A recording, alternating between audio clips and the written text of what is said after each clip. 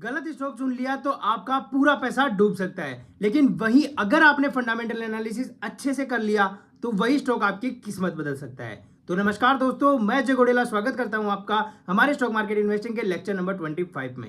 इस वीडियो में अपन बात करने वाले फंडामेंटल एनालिसिस क्या होता है, ये क्यों जरूरी है, इसके फायदे क्या क्या है, कैसे आप किसी भी कंपनी का फंडामेंटल एनालिसिस कर सकते हो, और लास्ट के अंदर अपन बात करने वाले हैं कि फंडामेंटल एनालिसिस करते टाइम पर आपको किन किन बातों का ध्यान रखना है। तो चलिए इस वीडियो की शुरुआत करते हैं। तो सबसे पहले हम ये जानते हैं कि फंडामेंटल एनालिसिस आखिर होता क्या है। तो फंडामेंटल एनालिसिस एक तरीका है जिससे हम किसी भी कंपनी की असली वैल्यू यानी इंट्रिंसिक वैल्यू का पता लगाते हैं। इसमें हम कंपनी की financial statements, business model, management, industry position और फ्यूचर ग्रोथ पोटेंशियल को देखते हैं। सीधा मतलब ये है कि हम ये जानने की कोशिश करते हैं कि कंपनी का बिजनेस कितना मजबूत है और आने वाले सालों में वो कितना पैसा कमा सकती है। तो अब चलिए जान लेते हैं कि किसी भी कंपनी का फंडामेंटल एनालिसिस क्यों जरूरी है। तो फंडामेंटल एनालिसिस इसलिए जरूरी है ताकि आप ये जान सके कि कंपनी का असली वैल्यू क्या है।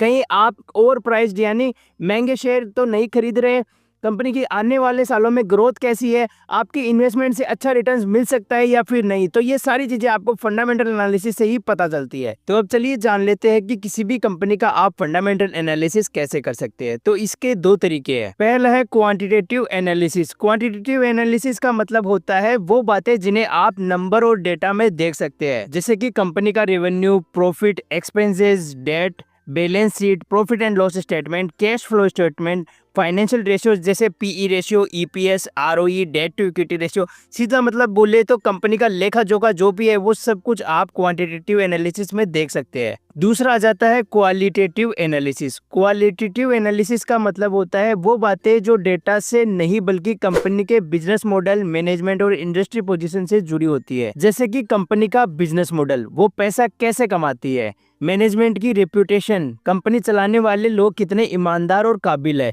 ब्रांड वैल्यू, कंपनी का ब्रांड मार्केट में कितना मजबूत है, इंडस्ट्री की स्थिति जैसे सेक्टर कैसा है, कंपनी का मार्केट शेयर कितना है, ये सब। तो अब चलिए जानते हैं कि हमें कौन कौन सी चीजों को देखना होता है किसी भी कंपनी का फंडामेंटल एनालिसिस करते टाइम। इसमें पहला आ जाता है कंपनी की फाइनेंशियल हेल्थ। इसमें आपको चार चीजें देखनी होती है। सबसे पहली चीज आती है रेवेन्यू, कंपनी की कमाई हर साल बढ़ रही है या फिर नहीं। दूसरी आ जाती है प्रॉफिट, कंपनी प्रॉफिट कमा रही है या फिर घाटे में चल रही है। तीसरी आ जाती है कर्ज, कंपनी पर कितना कर्जा है। चौथी आ जाता है कैश फ्लो, कंपनी के पास कैश की स्थिति है वो कैसी है। इसके बाद कुछ इंपॉर्टेंट रेशियोज है, उनको भी आपको देखना चाहिए। इसमें भी चार रेशियो है। सबसे पहला है ईपीएस यानी अर्निंग्स पर शेयर्स, मतलब हर शेयर पर कंपनी कितना प्रॉफिट कमा रही है। दूसरा आ जाता है प्राइस टू अर्निंग्स रेशियो यानी पीई रेशियो, शेयर की कीमत उसके प्रॉफिट के मुकाबले सस्ती है या फिर महंगी, ये हमें पीई रेशियो से पता चलता है। फिर आ जाता है डेट टू इक्विटी रेशियो, मतलब कंपनी का कर्ज उसके खुद के पैसे के मुकाबले कितना ज्यादा है।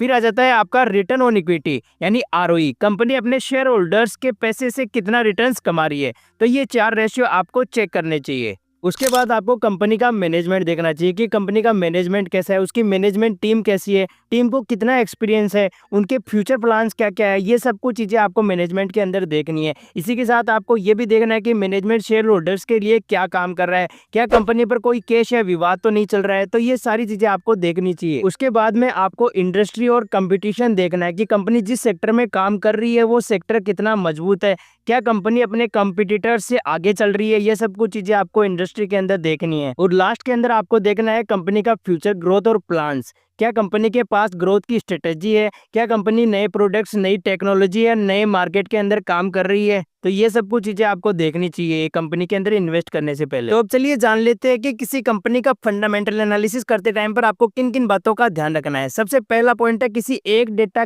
पॉइंट के भरोसे आपको इन्वेस्ट नहीं करना है, कंपनी की पूरी तस्वीर आपको देखनी है। फॉर एग्जाम्पल, आपने देखा किसी कंपनी का जो पी रेशियो वो अच्छा है और आपने उसके अंदर इन्वेस्ट कर दिया, जबकि आपको ऐसा नहीं करना चाहिए था। आपको ये भी देखना है कि उसकी मार्केट कैप कैसी है, उसकी इंटरप्राइजिंग वैल्यू कैसी है, उसका पी रेशियो, पीबी रेशियो, उसका अर्निंग पर शेयर कैसा है, उसका आरओसी कैसा है और रिटर्न ऑन इक्विटी कैसा है। तो ये सारी चीजें आपको पूरी तस्वीर देखनी है। किसी एक पॉइंट के भरोसे आपको किसी भी कंपनी के अंदर इन्वेस्ट नहीं करना है। दूसरा पॉइंट जो आपको ध्यान रखना है कि सिर्फ पिछले डेटा पर नहीं, कंपनी के भविष्य के जो प्लान है उसके ऊपर भी आपको ध्यान देना है। इसी के साथ आपको माइक्रो फैक्टर्स जैसे economic, government policy, global market पर भी साथ में नजर रखनी है। तो अब फंडामेंटल एनालिसिस के फायदे भी जान लेते हैं। सबसे पहला फायदा है लॉन्ग टर्म इन्वेस्टमेंट में सही स्टॉक चुनने में मदद मिलती है। दूसरा है कि बाजार के उतार चढ़ाव से घबराने की जरूरत नहीं होती है। तीसरा है वैल्यू इन्वेस्टिंग के लिए बेस तैयार होता है। तो दोस्तों आज की इस वीडियो में आपने जाना कि फंडामेंटल एनालिसिस क्या होता है और इसे कैसे किया जाता है। अगर आपको ये वीडियो पसंद आई तो वीडियो को लाइक जरूर कीजिए, अपने दोस्तों के साथ शेयर कीजिए और चैनल को सब्सक्राइब करना ना भूले